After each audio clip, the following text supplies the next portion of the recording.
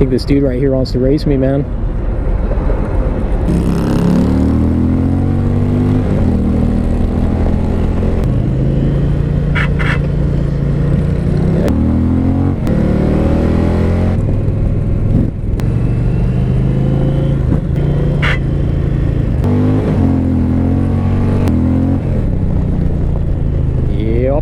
Yep. It's a quick bike, all right.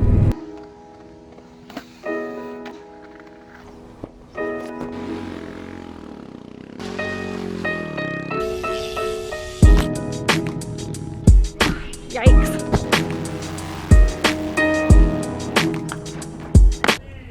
Johnny-O, you want Challenger? Yeah, can I do this one? Alright guys, John's Moto Garage, welcome back to the channel. The moment has finally come. I've been here like 2 hours almost waiting to hit up this Challenger. So today we're going to check it out. What's all the hype about? Is this really the Harley killer? Is it the Road Glide killer? Or just the Road Glide wannabe? Their 108 cubic inch, their new Power Plus liquid cooled engine, 6-speed inverted front forks. It's the fixed fairing, so now they got these things locked. Nice up close look at the engine. All right, let's go. All right, so again, this is their fixed fairing. You got the nice, I believe, 7-inch screen, 108 cubic inch. All right, Daniel, you're waiting for this all day. You're good? You know where the ride modes are at? The ride modes? No? Yeah? Yeah. Yeah, all right. No disappointment. Thanks. Ooh.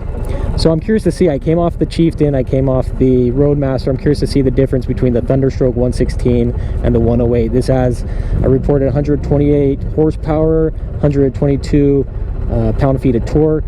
So it's liquid cooled. It's a smaller displacement, but being liquid cooled, it's a little bit higher performance built. Now the interesting thing is, Suzuki had an M109R Boulevard V-twin liquid cooled bike. Wasn't pushing the same numbers, but you could get that back in 2006. Honda had a VTX 1800. All of those come out to about the same displacement. Again, liquid cooled, 107 horsepower. You could get that back in 2002.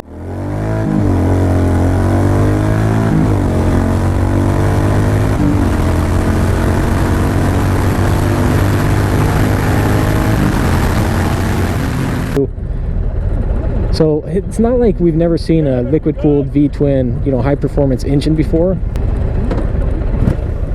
All right, Johnny, let's go. Woohoo! Dang, right off the bat, man, this thing seems to pull. Now I'm right at the front of the group, and this dude up here, he was on the FTR earlier. I can tell he's gonna have a good time, dude. You can just see the smile on his face, man. This guy's ready to shred. Anyway, today we're going to see if it's worth all the hype. We got it in sport mode. And I'm not going to go over all the details and specs. I'm just going to have a fun time riding the bike and see what it's all about. Put that windscreen down so we can see what we're looking at.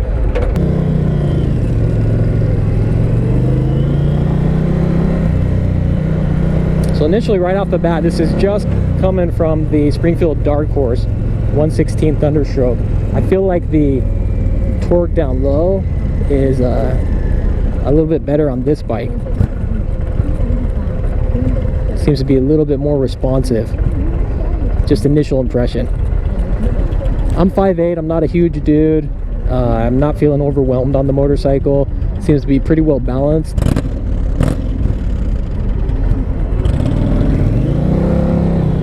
Moment of truth here, you guys. Oh man, woo! I have to say, right off the bat, compared to the 116 Thunderstroke, I'm digging this one a whole lot more. I'm glad I got to ride that one just now to really kind of compare and see what my thoughts were, because it's been a long time since I've been on that one.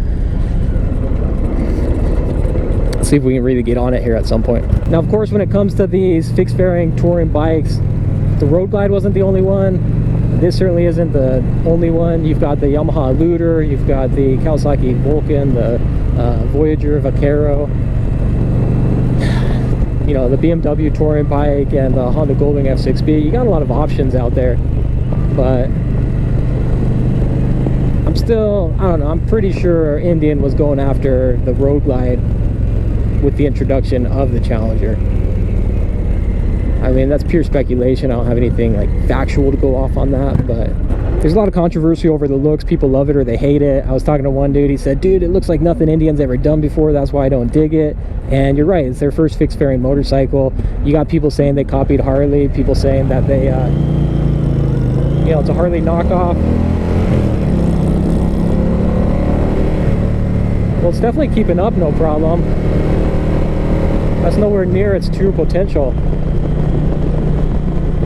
And I think it's a little bit of all of that. I mean, it's, I'm sure, drawing inspiration from the Harley, but they're putting a liquid cooled engine in it. It's a 108. It's, you know, it's here to compete, no doubt about it. And so far, I'm definitely digging it. It's extremely smooth, very responsive. Handling seems to be on point. The bar setup here is like perfect for me. It's not too far forward, not too far back. Now I wonder though, with people that do the performance bagger stuff, on this you got your inverted front forks. A lot of dudes, the first thing they're going to do is put some aftermarket bars on, and I can't even see where these handlebars come from. I'm not sure how you would go about doing that, but you see people with kind of the T-bars or the motocross bars on these. That's for people that are rocking the ultra performance bagger.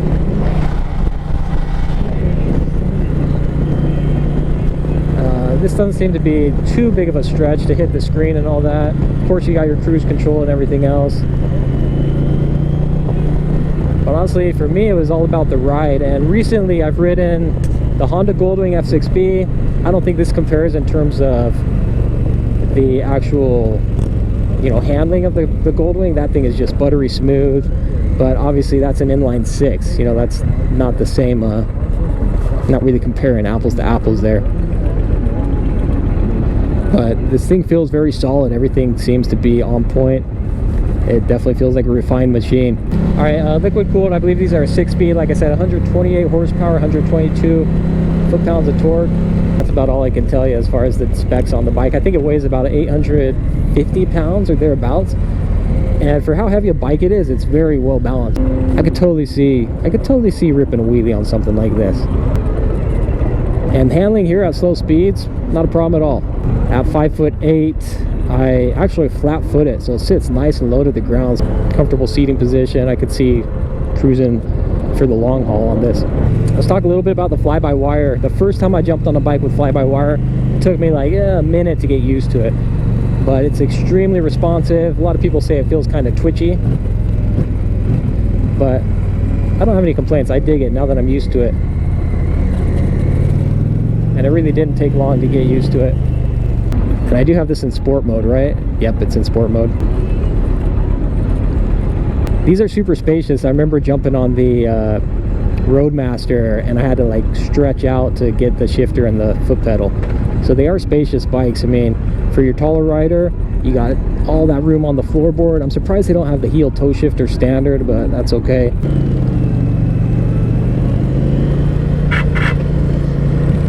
If you can drag a footboard. I'm really trying to see if we can get on it, but we keep getting stuck behind traffic.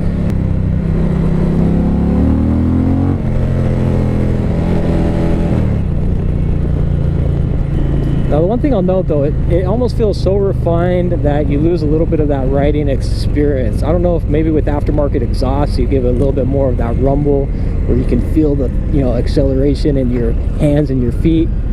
That's not really a complaint, that's more just an observation.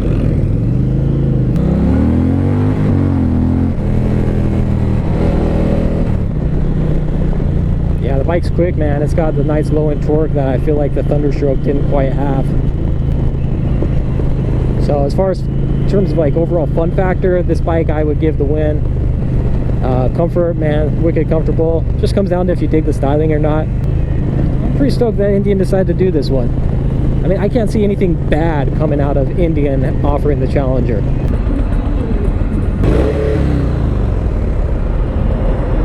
I think this dude right here wants to race me, man.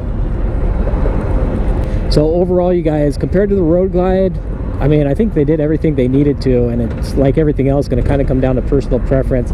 Yes, this thing outperforms the Road Glide, but you're still gonna have people that are down with the Harleys.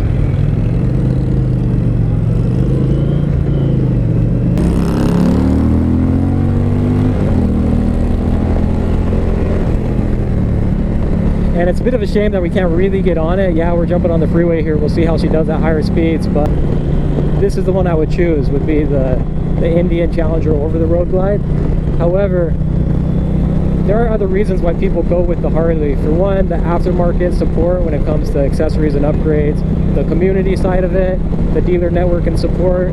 Although check out Gears and Gadgets, he talks a little bit about the breakdown of dealer networks between Harley and Indian, and he actually points out and demonstrates how Indian network is actually pretty solid, at least here in the US. If you're doing like a long distance trip, odds are you'll be able to find a dealership relatively close by. Well, the reason I dig the baggers is I'm into the bagger wheelie stuff. I've yet to see anybody turn one of these Challengers into your performance Harley that's doing bagger wheelies. Yeah, all things considered, I think it's super rad that we have this option now. Riding it, I'm pretty stoked on it. In the stock form, the pure stock 108 liquid cooled engine is a blast. It's a lot more fun to me than the 116 Thunderstroke, and based on my recollection, funner than even the CVO Road Glide that I rode, you know, a few months back. This has actually reminded me a little bit more like the Lowrider S that I had, which is a 110, but I had upgraded cams and pistons, and that thing was a freaking rocket.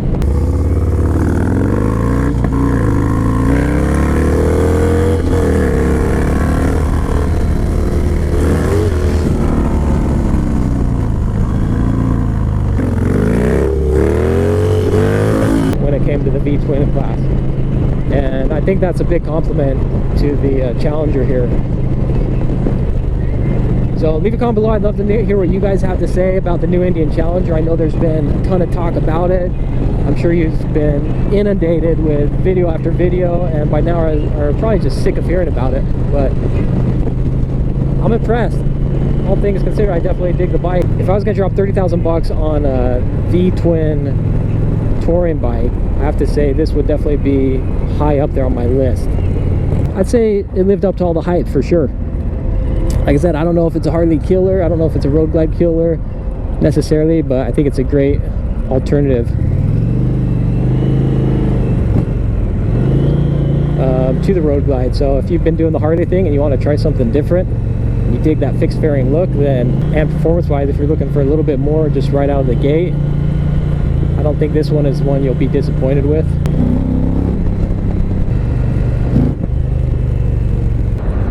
This is my last chance to see if we can drag another foot peg here. We'll let this guy take off ahead of us, and then we'll see if we can really get down low and lean.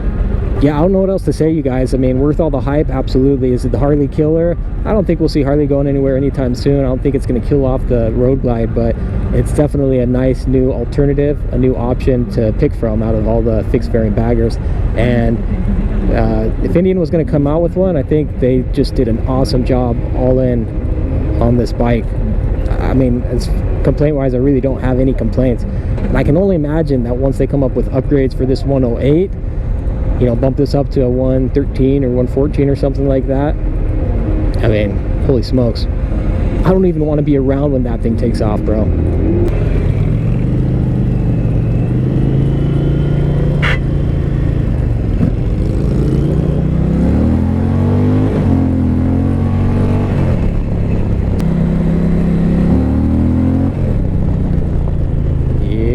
Yep. It's a quick bike, all right.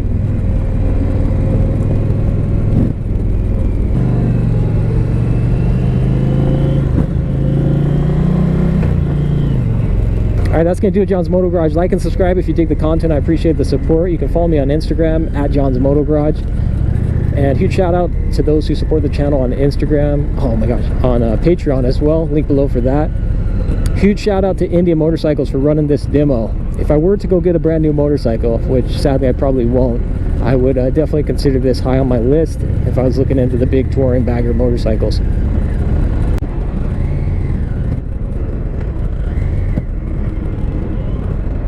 There we have it, the Indian 2020 Challenger. Let's take one last look at this beauty.